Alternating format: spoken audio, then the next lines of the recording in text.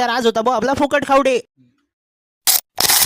अशी सुरुवात होते बशी दुकानापासून, कारण की आज आपल्याला जाणं होतं बशी इम्पोर्ट करायला. आणि मी सगळ्यात पहिले वो सागरले बोलवलं. सागरच्या गाडी बसून आम्ही 12:30 गेलो आणि आलो सीधा ठिकाणावर. गरिबी की रेखा को मध्य नजर रखते हुए आम्ही विचार केला बडा एक इम्पोर्ट करायचा, कारण की वो गरीबाई काही पैसा नसते आणि इम्पोर्ट करल्याशिवाय काही ऑप्शन नसते. दादानं 15 मिनिटं आपला आधार कार्ड नंबर घेऊन फोटो घेऊन सगळं करून आपला फुकट सिम आपल्या हातात दिलं. ते सिम घेऊन आम्ही निघालो होतो दुकानाकडे की आपला सागर बोलले एक अर्जंट फोन आला. तो म्हणे यार मला अर्जंट जाणं पडेल. म्हटलं ठीक आहे भाऊ. त्याला केला भाऊ मग टाटा. आणि 2 आतंकवादी समोर येताना दिसले तर मग त्याला केलं आपण जॉईन. या 236 खेकड्याला विचारलं कार भाऊ कुठे हिंडू राहिले तुम्ही कवाचे, तर ते म्हणत आपल्याला घेणं होता भाऊ सगळ्यात चांगला केक. मग इकडे तिकडे कायले भटकू राहिले. चला ना आपल्या सीधा शिव बेकरीवर. का भाऊ त्याला 12:30 गेलो मी घेऊन आलो बस सीधा शिवकृपा बेकरीवर. का भाऊ शिवकृपा बेकरीवर आल्यावर तुम्हाला एकच कन्फ्युजन राहील की कोणता केक घेऊ, कारण की अटुले केक एवढे भारी भारी असतात की तुम्हाला डिझाईन मध्ये समजणार नाही की कोणता घेऊ. चॉकलेटचा कोणता पायनॅपलचा, तर आम्ही केला बस सीधा पायनॅपलचा सिलेक्ट आणि दिला बस त्याला नाव लिहायले. हो तेवढ्यात भोलाची नजर गेली बस ते कॅडबरी की तो मला म्हणे की काढणार भाऊ म्हणे कॅडबरी आपल्याला खायला. म्हटलं बेटा ते फ्रीजर वगैरे उघडलं ना आपण कॅडबरीचा, तर तो आपल्याला एवढा कोपऱ्यात नेऊन मारीन की काय सांगू. मित्राची इच्छा म्हणजे इच्छा. मग मला बाजून सीधा पेढा पडेल दिसला. म्हटलं यार आता दोस्तीसाठी कुर्बानी देणंच पडेल. मग दिली बघ कुर्बानी आपली दोस्तीची आणि घेतला बघ पेढा आणि टाकला खसकन तोंडात. पेल्याकडे सपाटून ना आता आमचा केक घेऊन आम्ही निघालो बशी ते घराकडे. पण कधी बड्डेचं नाही तर मग इतर पार्टी सामान लागलं तुम्ही शिवकृपा बेकरीला एकदम नक्की भेट देऊन बघा, कारण की तुम्हाला सगळं एकदम बेस्ट क्वालिटीमध्ये भेटून देईन. तर चला भाऊ मग आम्ही बी जातो घरी. आजचा ब्लॉग आवडला असेल तर आपल्याला फॉलो नक्की करतात. चला भाऊ जय श्रीराम.